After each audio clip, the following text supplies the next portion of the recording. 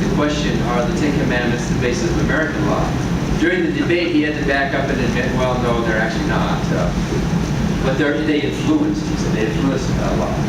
But the Ten Commandments are very clear that we should honor the Sabbath day to keep it holy. That's one of the big 10. If you look at the Ten Commandments, the first 4 have nothing to do with ethics or morality, do they? They're all just religious things. And then only 3 of those that remain really have any relevance to modern American law: killing, stealing, and perjury.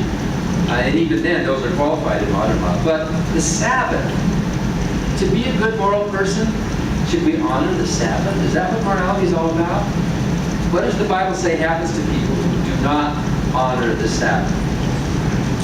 There's a story in Numbers 35 or 36. See, I'm starting to forget. It's in Numbers, anyway, you can look it up.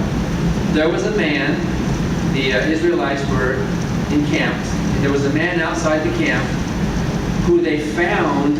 Guess what he was doing? He was picking up sticks on the Sabbath. He was picking up sticks on Saturday. And they were shocked. They caught him doing that. So they brought the guy before Moses, and they said, what should we do with this man? He's picking up sticks on the Sabbath. Sounds like a joke, doesn't it? But it wasn't a joke. And Moses talked to God, and Moses came back, and he said, that man should be put to death. And so they did. They took that man outside the camp, and they stoned him to death. That he died. I don't know why they repeated it. They stoned him to death that he died. But, so, is that morality? Is there anything intrinsically wrong with picking up sticks? Maybe he was going to build a fire to feed his family. Is there anything wrong with picking up sticks on Saturday? Does anyone think there is? Well, then we know that that's just a dumb verse. That's a horrible verse. If that was true, I don't think the story was true, but if the story is true, somebody died over that. It was bad morality. Following orders divorces us from what's real morality. Following religious orders compromises our moral judgment.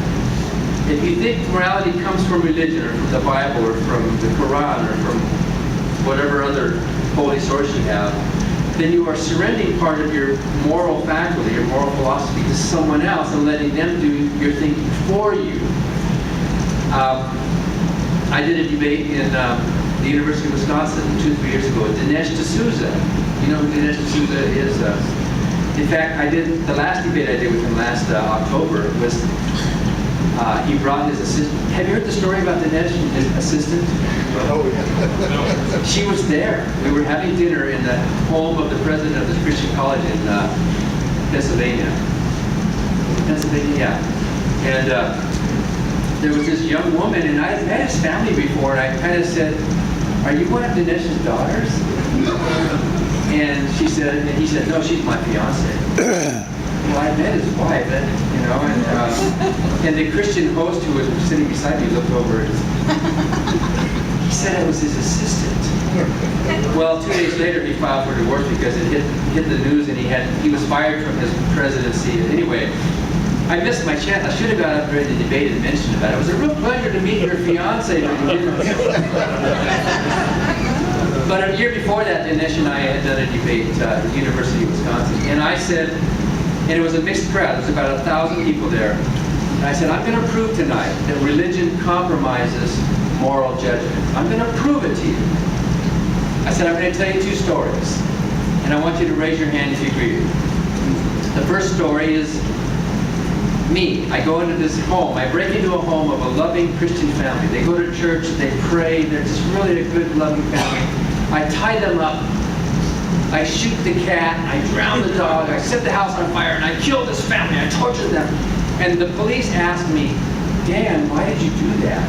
And I say, no reason, the devil made me do it.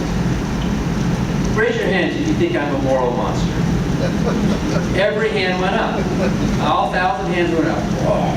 You know, what a horrible thing. Then I opened the Bible and I read from the book of Job.